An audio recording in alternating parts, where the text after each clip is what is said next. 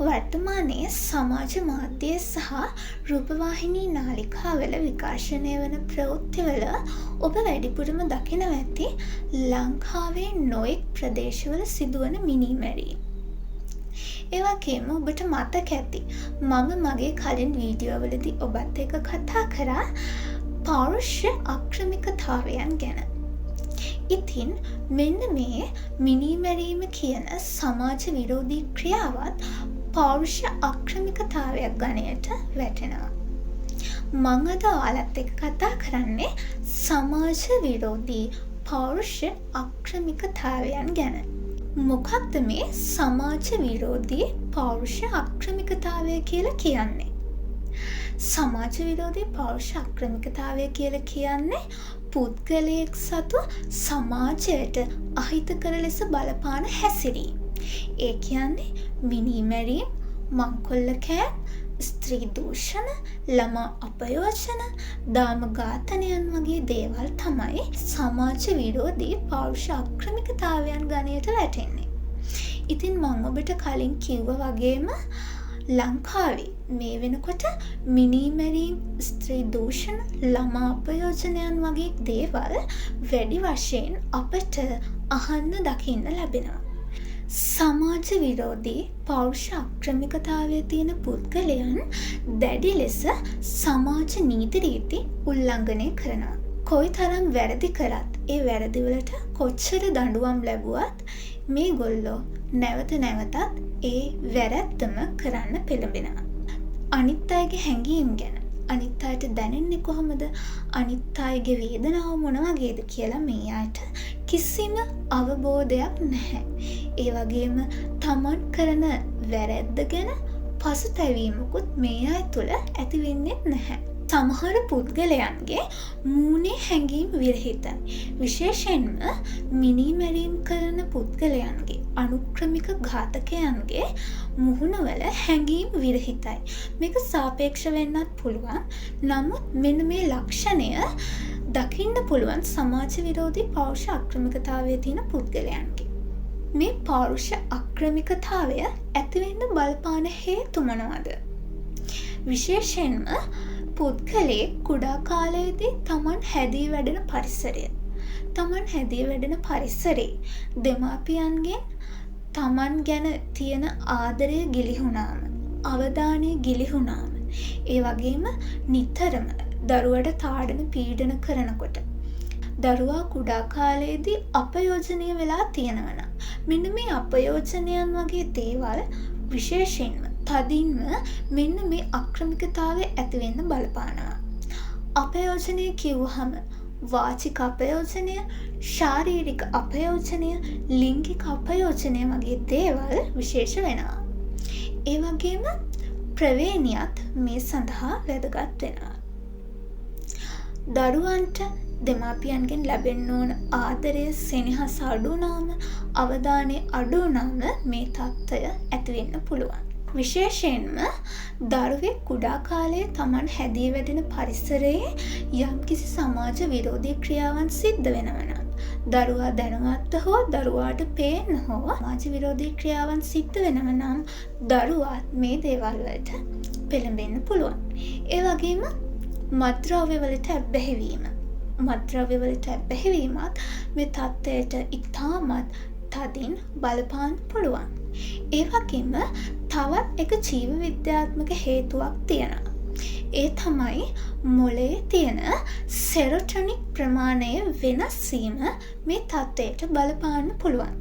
සෙරොටොනික් කියලා කියන්නේ අපේ මොළේ සතුට, හැඟීම් කියන දේවල් නියාමනය කරන රසායනික ද්‍රව්‍යයක්.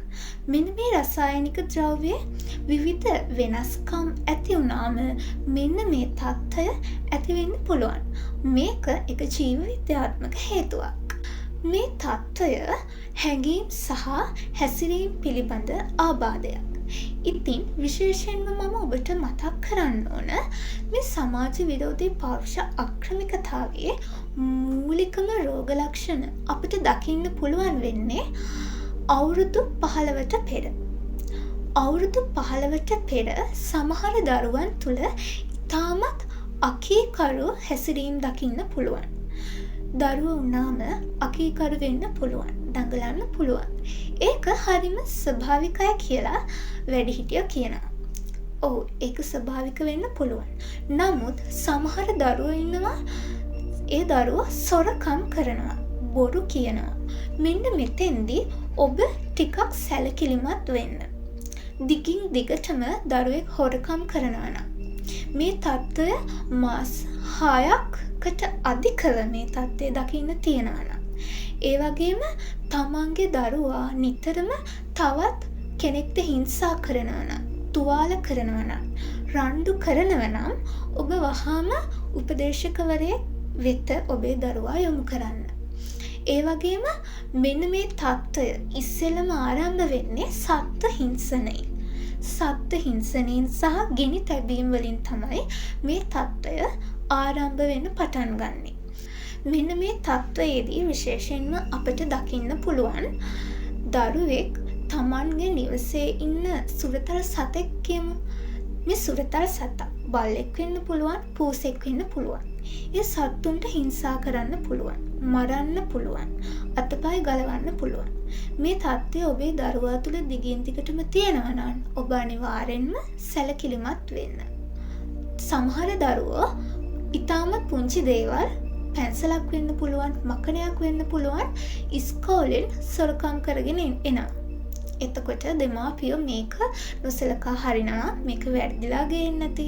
ඒ වගේම මේක දරුවගේ තියෙන පොඩි කමනේ. ඒ නිසා මෙහෙම වුණා කියලා ඔබ මේ තත්ත්වය නොසලකා හරින්න පුළුවන්. නමුත් ඔබ හොඳින්ම හොයා බලන්න. දරුවගෙන් ප්‍රශ්න කරන්න. මේ දේවල් ඔයාට කොහෙන්ද? මේක ඔයා හොරකම් කරාද නැත්නම් යාළුවාට මේක දුන්නද? වගේ ප්‍රශ්න අහලා මේ තත්ත්වය ගැන හොඳ අවධානයෙන් ඉන්න.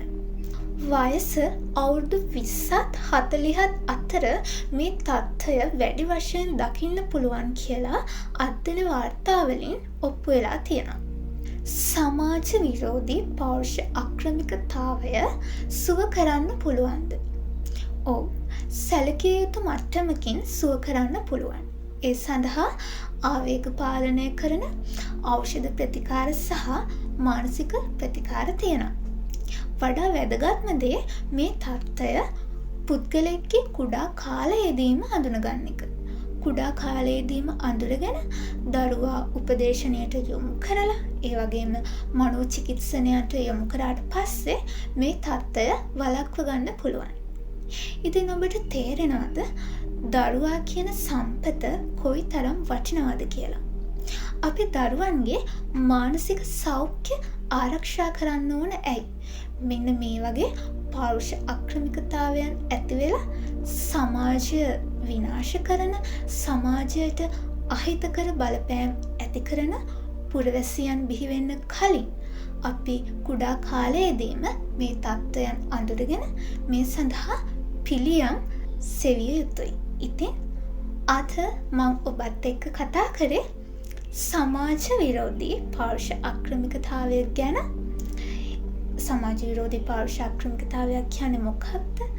සමාජ විරෝධී පෞරුෂ අක්‍රමිකතාවයක් වැළඳෙන්න මොකක්ද හේතුව කියන දේවල් අපි කතා කරා. ඒ වගේම ඒ සඳහා ප්‍රතිකාර තියනවද කියලත් අපි කතා කරා. ආයෙමත් වීඩියෝ එකකින් අපි කතා කරමු තවත් පෞරුෂ අක්‍රමිකතාවයක් පිළිබඳ.